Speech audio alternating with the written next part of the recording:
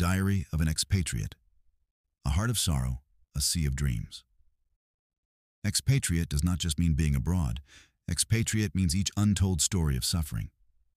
We may not hear the stories, or they may not tell them, but each expatriate has a bloody chapter stored in their hearts, which they only experience alone in the darkness of the night, crying, bearing, and falling silent again. He wakes up before dawn. The day begins with fatigue. The strict rules of a distant country, the hard-working hours, the uncertain future. Despite all this, he has only one dream in his eyes. That small house in the country, his mother's face, his father's helpless gaze, his child's smile, and his wife's tired eyes waiting. He sends a large part of what he earns in exchange for his hard work all day long to his country. He doesn't want anything for himself. He just wants that the roof of the house be in order, that his mother's medicine doesn't run out, that he can pay his child's school fees on time. But what does he get in return? He experiences loneliness, solitude, and the harsh reality of an unfamiliar world. Festivals come, Eid comes, Pohela Baishak comes, everything comes. Only a kind of sadness rushes to him. When the lights come on in everyone's house, he sees the smiles of his family on the phone screen and wets his eyes and says, "I am fine, you are fine." In exile, he is a guest, never a citizen. His work has no dignity, no place for rights. Many times he has to endure insults and gossip, but still keeps his mouth shut, because he knows that this work is the hope for his family's survival. He misses his loved ones every day. Many do not return without seeing their parents for the last time. He cries alone. The tears that have risen in his heart accumulate like a mountain.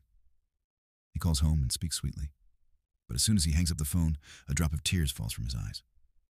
Yet he lives, because he has a dream: to return home, to hold his child in his arms, to eat his mother's cooking, to breathe in the soil of his country. The life of expatriates is a combination of sacrifice and waiting. They do not live well, but they sacrifice their lives to keep others well. It is not the end. It is an ongoing war. Those who are in exile are heroes. It is our responsibility to pay tribute to them. Sacrifices of expatriate life. The story of a silent warrior. Expatriate, a word, but behind it are hidden thousands of untold stories, untold tears, and countless silent sacrifices.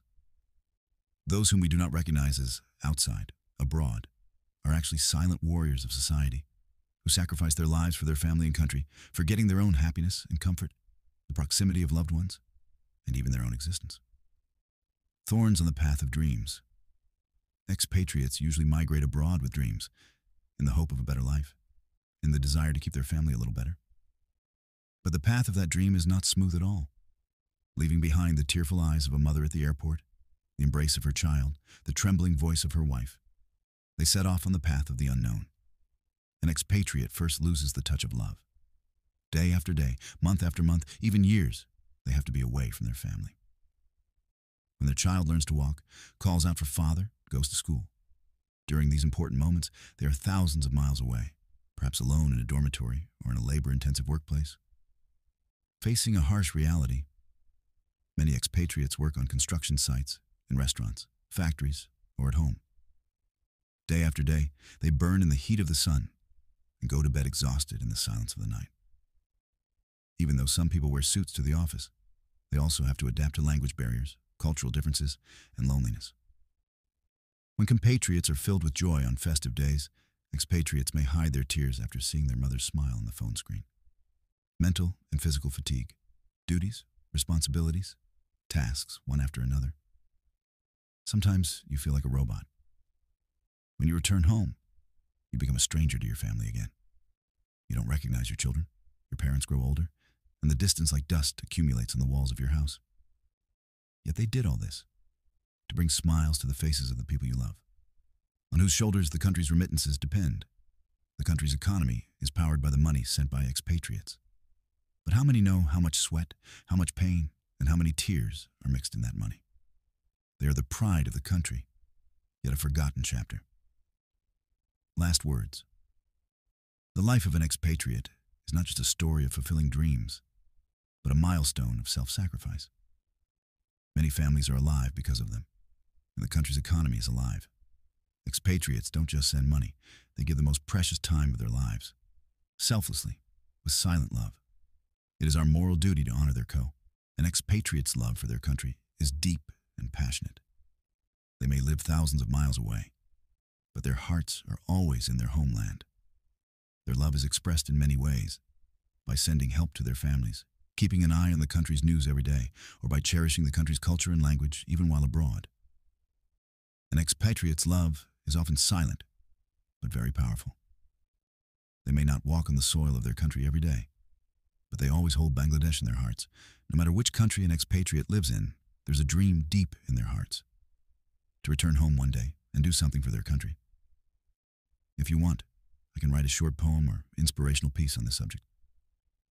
Tell me how I can help. Eid Day Abroad, the story of a silent warrior. Eid. This one word makes our hearts beat faster. Children laugh, mothers pray, fathers put on new Punjabis, cows bellow in neighborhoods, the smell of various dishes, and mosques filled with worshippers. Altogether, Eid is a feeling, a joy, an immense joy. But in the diaspora, is Eid the same? For an expatriate, Eid may mean waking up in the morning to an alarm and rushing to the office. Some do not have Eid leave. Some may work overtime on that day, because during Eid, families have to send more money. Let their children buy new clothes, let their mothers and aunts cook pulao and meat, and let laughter fill the house. The expatriate may have heard his mother's voice on the phone the night before. Father, will you not come for Eid this time? He remains silent. He cannot say. The vacation has not been arranged. However, the airfare, the expenses, the time, all cannot be arranged. After hanging up the phone, the corners of his eyes get wet. An emptiness descends in his heart. That emptiness which keeps him away from all the arrangements in the country. He goes to Eid prayers alone on the morning of Eid. He feels very small in the crowd of thousands of unfamiliar faces. He remembers the Eid prayer ground in the country, where his father would take him by the hand, hug his uncles and friends one by one after the prayers, eat fuchka on the way home, and when he gets home, his mother calls him, "Have some tea, Baba." Here, no one says, "Have some tea." Here, Eid food may mean a piece of bread, bitterness in a cup of coffee, and tears gathered inside. An expatriate may tell his colleagues with a smile, "Today is Eid in our country." They're surprised. Some greet him. Some may not even know what Eid is. But he swallows his emotions. He knows that his Eid moon is not in this sky, but in the sky under which his family, his childhood, and the scent of his soil are. At the end of the day, when the family video call comes in, everyone is smiling. The younger brother is walking around wearing a new Punjabi. The mother is busy cooking. The father has returned home after praying. Everyone is eating together. The expatriate sits alone, staring at the phone screen. His eyes are blurry. But he smiles, because if he shows tears, his mother will worry. Eid means a painful love in expatriation. He doesn't know when he will return home permanently. He doesn't know whether he will be able to be home for the next Eid. Still, he works. He weaves dreams. For him, Eid means hiding his emptiness and putting a smile on the faces of others. He's a silent warrior, whose sacrifice no one sees, whose pain no one understands. He knows that if he doesn't return on Eid, his mother might be waiting at the door, watching the window. Here comes my son. He knows that his younger sister buys new clothes with the money he sends and walks around among everyone. But when he is alone, she whispers, "How fun it would be to have a brother." Eid in exile does not just mean a festival. It means cloudy eyes, silent suffering, unseen tears. Yet, one call remains in his heart. Eid Mubarak, Bangladesh.